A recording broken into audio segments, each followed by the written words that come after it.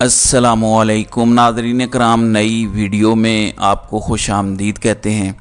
नवाज़ शरीफ के जलसे में शिरकत करने वालों को जन्नत की टिकट का लारा लगाने वाला खुद मुसीबत में पड़ गया है और उसके ख़िलाफ़ कार्रवाई शुरू कर दी गई है।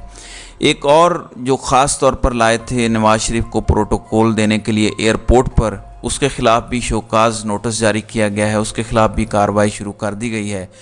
पंजाब पुलिस को, लाहौर पुलिस को नवाज़ शरीफ का जलसा महंगा पड़ा है और वजाहतें देते हुए थक नहीं रही पंजाब पुलिस।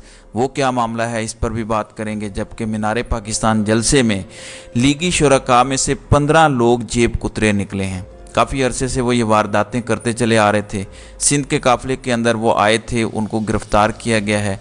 इसकी तफसीलात भी मैं आपके सामने इस वीडियो में पेश करूँगा।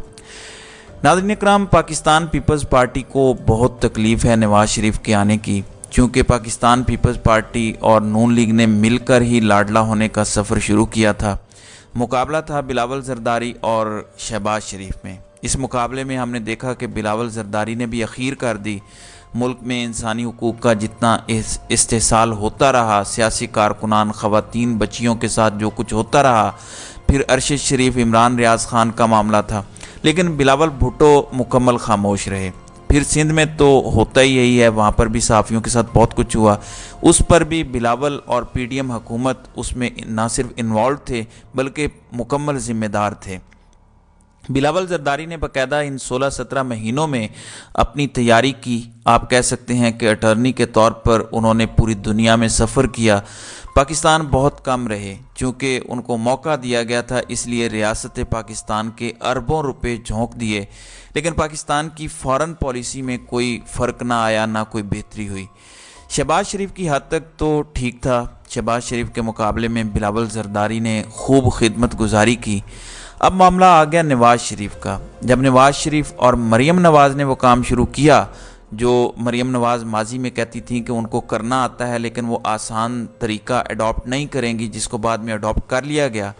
जब उन्होंने ये काम शुरू किया तो उसमें ना सिर्फ शहबाज शरीफ बैक हुए, साथ ही बिलावल जरदारी और आसिफ जरदारी की भी छुट्टी हो गई, क्योंकि लाडला तो एक ही हो सकता है एक टाइम में। तो वो लाडले इस वक्त नवाज़ शरीफ और मरीम नवाज़ हैं।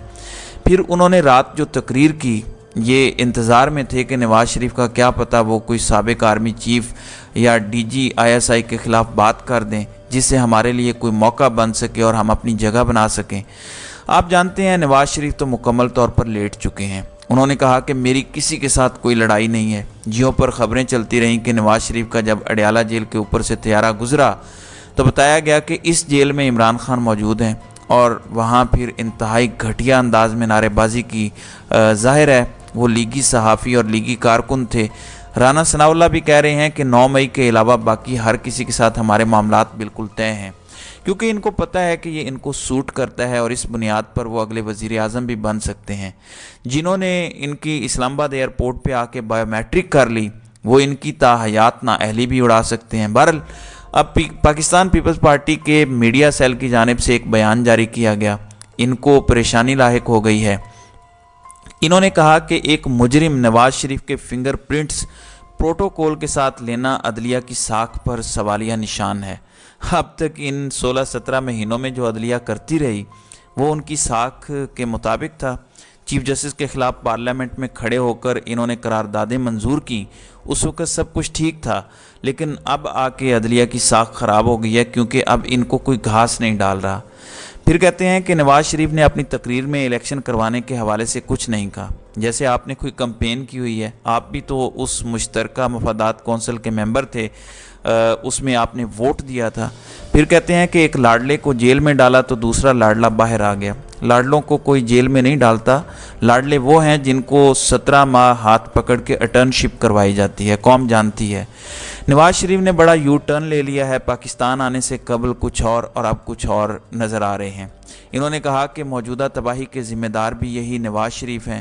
مجرم کو پروٹوکول کے ساتھ پاکستان لانا انصاف کا جنازہ نکالنے کے مترادف ہے۔ یہ میڈیا سیل ہے پاکستان پیپلز پارٹی کا جس نے یہ سٹیٹمنٹ جاری کی ہے۔ ان کو یہ سٹیٹمنٹ کیوں جاری کرنی پڑ گئی؟ آپ بہتر جانتے ہیں کہ وہاں حالات ایسے بن چکے ہیں۔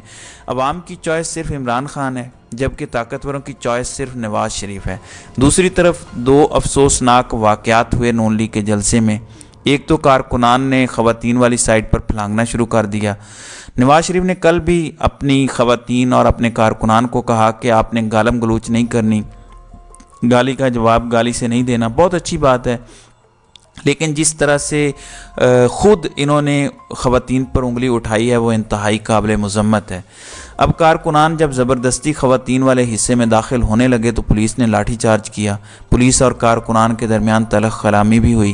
اس کے بعد نواز شریف کے جلسے کے دوران پولیس باہر نکلنے نہیں دے رہی تھی کارکنان کو کہ آپ نے خطاب سن کے جانا ہے، خطاب کے بغیر نہیں جانا، کیونکہ سوشل میڈیا دکھا رہا تھا کہ نواز شریف کا خطاب ہو رہا ہے لیکن لوگ باہر جا رہے ہیں۔ تو اس پر بھی پولیس کی جانب سے سختی برتی گئی اور وہ ویڈیوز بھی وائرل ہوئیں۔ پھر جہاں ہمارے لاہور کا CCPO سلیوٹ کرے تو باقی ساری چیزیں تو بے معنی ہو جاتی ہیں، ان کی حیثیت ختم ہو جاتی ہے۔ کمشنر جھک کے اپنا تعارف کروائے تو باقی چیزیں ختم ہو جاتی ہیں۔ پھر مسلم لیگ نون کے جلسے میں سندھ سے آنے والے قافلے میں 15 رکنی گروہ گرفتار ہوا ہے۔ یہ 15 رکنی گروہ وہ تھا جن کے خلاف پہلے بھی کیسز تھے۔ یہ جیب تراش اور چور گینگ تھا جو سندھ سے آیا تھا۔ ملزمان نے دوران تفتیش انکشاف کیا کہ ہمارے 40 سے 45 افراد پر مشتمل گروہ ہے جن کا مقصد لوگوں کو لوٹنا ہے۔ دوسری جانب جلسے کی تعداد اس پر مختلف اداروں کی جانب سے بہت تضاد ہے۔ اب سرکاری رپورٹ سنیں۔ پولیس کی جانب سے بتایا گیا ہے کہ نواز شریف کے جلسے میں 60 سے 70 ہزار لوگ تھے۔ ویسے یہ بھی پاسبل نہیں ہے، جبکہ اسپیشل برانچ کہہ رہی ہے کہ 75 ہزار لوگ تھے، جبکہ سول ادارے IB جو ہے وہ اس کا کہنا ہے کہ 65 سے 70 ہزار تھے۔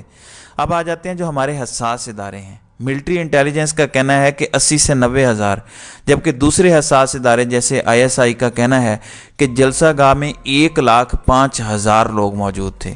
تو یہ جلسے کی جو ہے وہ تعداد ہے جس میں اتنا تضاد ہے، مطلب ایک پورا ٹل بھی لگا لیں تو 1,00,000 لوگ پورے پاکستان سے اکٹھے ہوئے ہیں، جبکہ 1,00,000 ووٹ سے آپ ایک حلقہ نہیں جیت سکتے، باقی چیزیں تو بات کی ہیں۔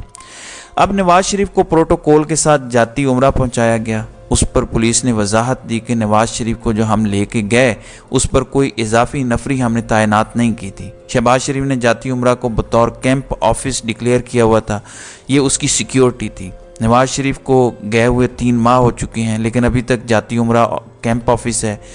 H بلاک ماڈل ٹاؤن الگ سے کیمپ آفس ہے جو شہباز شریف کا گھر ہے، جہاں حمزہ شہباز رہتے ہیں، جہاں مریم نواز رہتی ہیں، وہ بھی ابھی کیمپ آفس ہے۔ اور پھر کہتے ہیں کہ نواز شریف نے رات ساری تقریر شہباز شریف کی حکومت کے خلاف کی اور چارج شیٹ پیش کی، اور جس گھر میں جا کے سٹے کیا وہ گھر آج بھی اس ٹیکس کے پیسوں سے چل رہا ہے جو نواز شریف کو بطور وزیر اعظم ملا تھا، اور وہ آج بھی کیمپ آفس ہے۔ چونکہ الیکشن کمیشن بہت دفعہ یہ حکم جاری کر چکا ہے کہ آپ یہ سیکیورٹی ہٹائیں، پروٹوکول واپس دیں، اس کے باوجود نومبر آنے کو ہے لیکن آج تک وہ سیکیورٹی دی جا رہی ہے۔